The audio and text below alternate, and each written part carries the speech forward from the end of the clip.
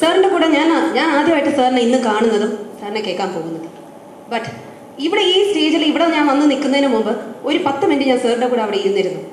ഒരു 10 മിനിറ്റിന് സാറിൻ്റെ കൂടെ ഇരുന്നപ്പോൾ, സാറിൻ്റെ കൂടെ സംസാരിച്ചപ്പോൾ എനിക്ക് അക്വയർ ചെയ്യാൻ പറ്റിയ നോളജ്, അല്ലെങ്കിൽ എനിക്ക് കേട്ട് മനസ്സിലാക്കാൻ പറ്റിയ നോളജ് എന്ന് പറയുന്നത് LIC-യെക്കുറിച്ചോ അല്ലെങ്കിൽ നമ്മുടെ ഒരു സർട്ടൻ ലുക്കിനെ കുറിച്ചോ ഒരു ചെറിയ ഒരു വട്ടമല്ല. സാറിൻ്റെ കൂടെ സംസാരിച്ചാൽ മനസ്സിലാവും സാറിൻ്റെ നോളജ് എന്ന് പറയുന്നത് ലിമിറ്റഡ് അല്ല, ഒരു സയൻറ്റിസ്റ്റിന് അത്രയും ലിമിറ്റഡ് അല്ല. But he is having so much.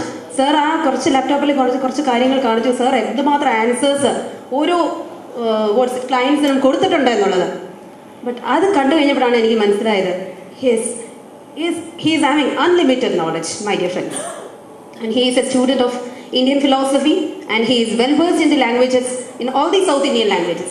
എല്ലാ സൗത്ത് ഇന്ത്യൻ ലാംഗ്വേജസും അതിഭംഗിയായി കൈകാര്യം ചെയ്യുവാൻ വിരുദ്ധനാണ് ശശികുമാർ സാർ. ആൻഡ് അതുകൂടാതെ ഇംഗ്ലീഷ്, ഹിന്ദി, കുറച്ച് ഗുജറാത്തി, ബംഗാളി, റഷ്യൻ എന്നീ ലാംഗ്വേജസും സാറിൻ്റെ കൈവശമുണ്ട്. He has done many papers in the international as well as the national journals in space department, maths, fluid mechanics, education, remote sensing, mapping from the space. എന്നിങ്ങനെ സാറിനെ കുറിച്ച് പറയാൻ ഒത്തിരി കാര്യങ്ങളുണ്ട്.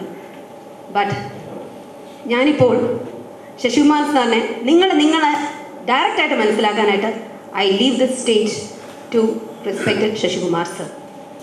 ഇപ്പൊ പറഞ്ഞതൊക്കെ മറക്കാട്ടോ. പറഞ്ഞതൊക്കെ മറക്കാം. നിങ്ങളുടെ കൂടെ ഒരാളാണെന്ന് ധരിക്കണം.